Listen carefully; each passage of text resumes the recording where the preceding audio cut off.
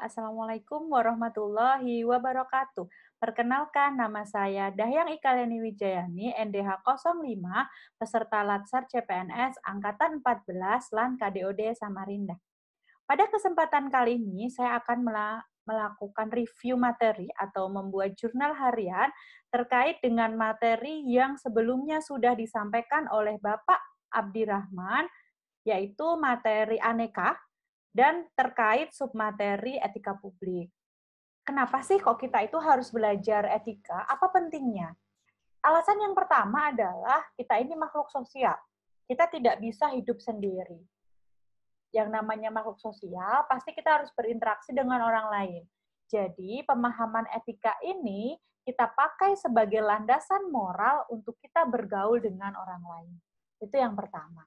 Selain itu, tujuan pembelajaran yang tadi disampaikan adalah dengan belajar etika ini, sebagai ASN, kita harus tertanam dalam diri kita nilai-nilai dan sikap atau perilaku standar etika publik.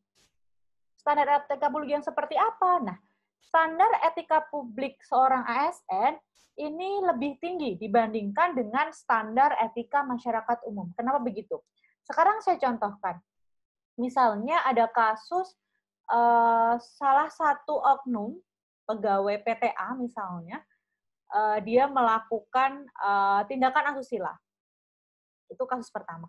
Kasus yang kedua misalnya seorang ASN, kepala dinas instansi tertentu, melakukan tindakan asusila. Mana yang akan berat, lebih berat mana masyarakat memandang pelanggaran etika ini? Bisa dipastikan bahwa oknum kepala dinas yang melakukan tindakan asusila itu adalah akan dicap lebih berat pelanggaran etikanya dibandingkan dengan kasus yang pertama. Itulah makna dari kenapa standar etika publik seorang ASN itu lebih tinggi dibandingkan dengan masyarakat umum.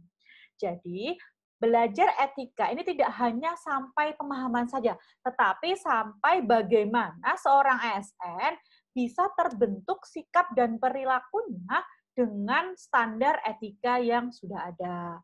Seperti itu. Jadi, sebelum bahas jauh ya, kita akan bicara dulu apa sih sebenarnya etika itu. Etika adalah refleksi atas tindakan yang baik atau buruk, benar atau salah yang harus dilakukan. Atau bisa juga dikatakan bagaimana kita melakukan tindakan yang baik atau buruk atau salah atau benar tersebut. Bagaimana kita melakukan tindakan yang baik tentu saja dan yang benar tentu saja. Nah, moral, tindakan moral ini mengacu pada kewajiban untuk melakukan yang baik. Atau apa sih yang seharusnya kita lakukan. Nah, terkait dengan sanksi ya, sanksi pelanggaran etika ini ada banyak, sanksi hukum tentu saja ini berurusan dengan tindakan hukum ya, melawan undang-undang, dan kemudian yang kedua adalah sanksi sosial. Ini mungkin yang berat ya, karena kalau sanksi sosial itu mungkin masyarakat tuh ngecapnya atau punya stigma yang akan buruk dan biasanya akan tertanam lama.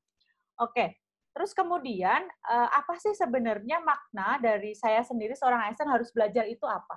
Jadi kita harus ingat yang pertama bahwa akhir dari semua perbuatan kita itu akan dipertanggungjawabkan. Kita harus yakin adanya kebijaksanaan dari Tuhan. Artinya apa? Bahwa semua tindakan kita itu Tuhan tahu. Jadi, sebisa mungkin kita optimalkan bahwa kita harus bertindak baik. Seperti yang tadi disampaikan oleh Pak Abdi, bahwa di dalam hidup ini awalnya adalah huruf B dan berakhir di huruf D. Apa artinya? Kehidupan manusia berawal dari birth atau kelahiran, kemudian berakhir dengan die atau kematian. Di tengah-tengah huruf itu ada huruf C, yaitu choice. Artinya apa? Dari mulai kita lahir sampai kita meninggal, kita tuh punya pilihan. Kita bisa memilih untuk bertindak sesuka kita. Tapi tentu saja kita harus memilih sesuatu itu yang baik. Karena apa? Karena yang akan kita tuai adalah kebaikan pula jika kita sudah memilih tindakan yang baik. Oke, yang terakhir, jika menjadi ASN nanti, apa sih yang akan saya lakukan? Yang pertama adalah saya akan think before act. Artinya apa? Saya harus berpikir secara hati-hati dulu sebelum saya bertindak. Karena apa? Karena efek dari tindakan kita itu sebagai ASN bisa ke publik. Yang kedua, Sebagai seorang dosen, saya harus menjadi teladan yang baik terkait etika kepada para mahasiswa saya dan orang-orang di sekitar saya bekerja. Yang ketiga atau yang terakhir, contoh realnya mungkin ya, sebagai seorang dosen menjaga etika adalah etika akademik. Misalnya saya tidak melakukan plagiasi, kemudian saya bisa mempertanggungjawabkan dana penelitian dan pengabdian masyarakat sebaik mungkin. Saya menjaga etika ketika saya mengajar mahasiswa. Oke, sekian review materi dari saya. Terima kasih. Assalamualaikum warahmatullahi wabarakatuh.